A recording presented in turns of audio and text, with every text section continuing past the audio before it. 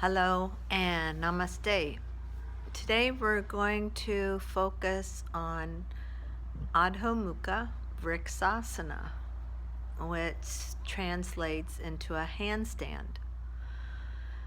And we're not getting into it a lot today. We're going to show you some of our preps, but the things that constitute a handstand is good abdominal core strength, leg strength, the shoulders, the openness of the shoulders, the strength of the arms. So many components involved in the handstand. And it's one of the first inversions in the Iyengar tradition of yoga, alignment-based.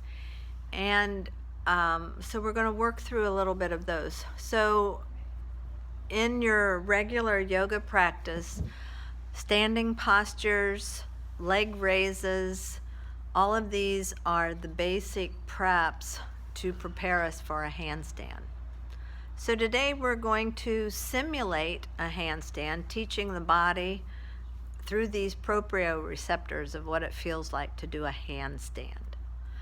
So we're going to begin by just raising our arms up overhead. We've got a couple of blocks on the hands to allow the wrist to open and for the hands to get used to that amount of pressure and reach up into the block like they're holding the block so that the spine elongates. And we come into feeling the feet pressing into the ground. So these are the actions of the legs and the hands, the feet and the hands.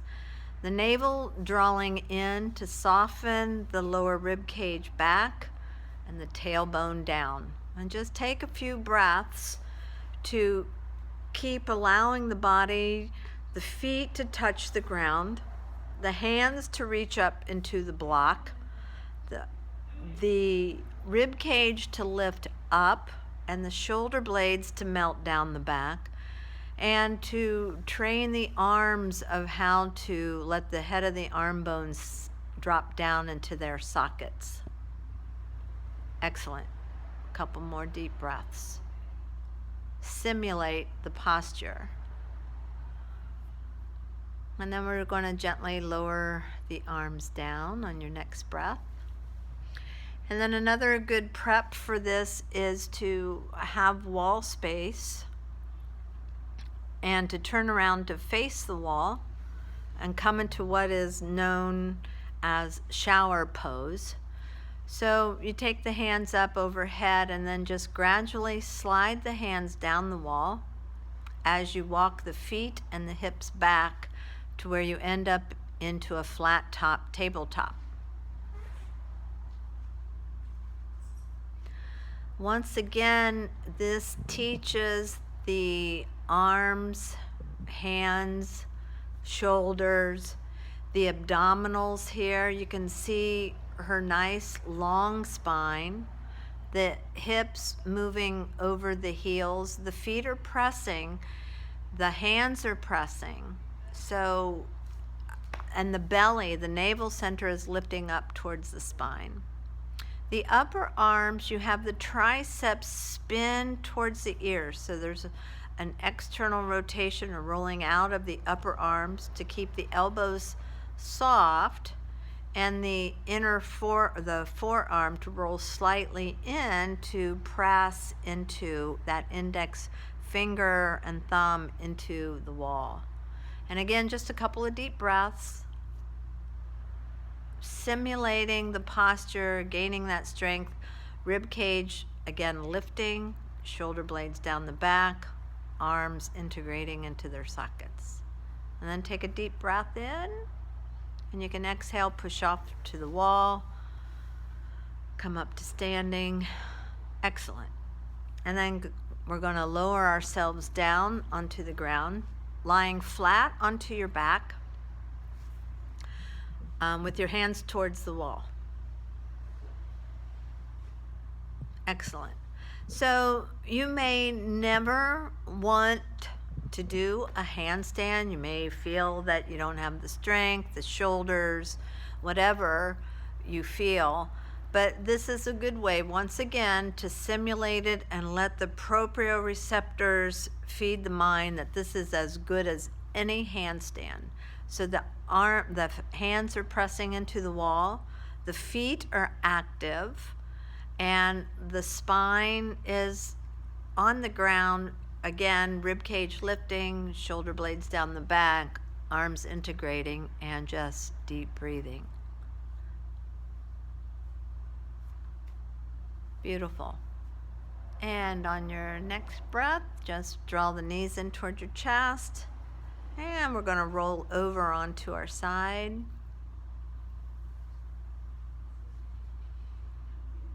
And make your way up. Now you're going to come into a downward dog, up against the wall, so that you space yourself with the knees are underneath the hips. It'll end up being a short down dog. The feet are up against the wall, and the palms can be just about a palm's length in front of the shoulders. And this works particularly well if you have tight shoulders. So on your breath, you inhale and exhale up into down dog. And we start to create that posture as we did with the flat top tabletop. Now we just take it into this space. You're going to bend the right knee, place it onto the wall up by the hips, and then you push into the foot to bring your hips over the shoulders, feet pressing into the wall. Good. She's in nice posture, so the elbows are soft. Feel the upper arms roll out. Rib cage is lifting and the shoulder blades onto the back, and you can even play with drawing the head of the arm bones into the socket and pressing the earth. Navel slightly draws in and the tailbone reaches towards the ceiling. Good. And we can play with raising one leg up and let it come back to the wall. Maybe alternate. Feel the navel draw in, and you're just playing with lifting and lowering. And then come down. Beautiful. Lifting. Good. Knee can draw in towards the chest, so you can play with all of this action and just testing the waters. Excellent. And then inhale to come back to standing.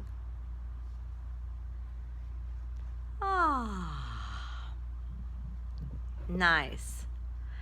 So as you can see, it's a lot of arm strength. A lot of it has to be distributed from the navel, the core, and very active legs. The legs have got to be very active. Pull some of that weight up out of the arms. So now this time we're going to come into a downward dog. Hands are about a palm's length away from the wall to give you some space to kick up. So once again, coming into a down dog. So when we do three-legged dogs in your practice, so let's just kind of rehearse that once again. Right leg raise. So there's your three-legged dog. So this also becomes a prep for the handstand. Good. Coming up and down onto that heel, kicking and lifting, and just kind of playing with, wow, how do my arms, my hands feel?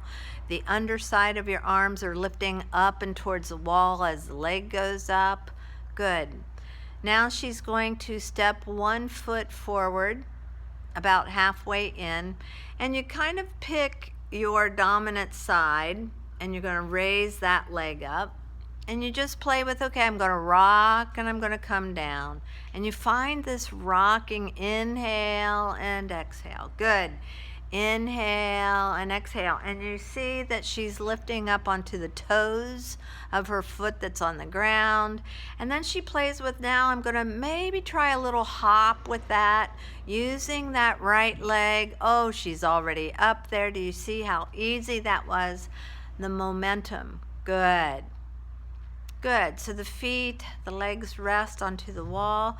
And as she's doing, she's playing with one leg coming off the wall to gain that strength. Now, still playing the arms, rib cage lifting towards the head, Arms are inserting into the socket, shoulder blades down the back. The hands are now pressing into the wall. Beautiful. And she comes down. Excellent. And you pause, come into the long arm pose of the child. Let all of that simulate. Breath is deep. Good. And so perhaps you'll be able to tell by the strength in your arms, and this is all very gradual. You just play with it. It doesn't all have to be in one day that you do this. Good. Noticing that most of the momentum comes from being able to move those hips over the shoulders. If the hips are staying way back behind the shoulders as you kick up, then you can have the potential of overarching the back, and that won't feel good later. So that is why we step in with one foot, and you might play with stepping that left leg in just a little bit closer to the hands. All of that is going to lift the abdominals up a little bit higher, create that leg to lift, lifting from the inner thigh. And once again, yes, that's the play of finding how you kick. Beautiful, and the momentum. Now the navel draws in. So you soften those rib cage, you tuck the tailbone. So getting into the body so you don't feel the struggle, but get into the body to figure things out.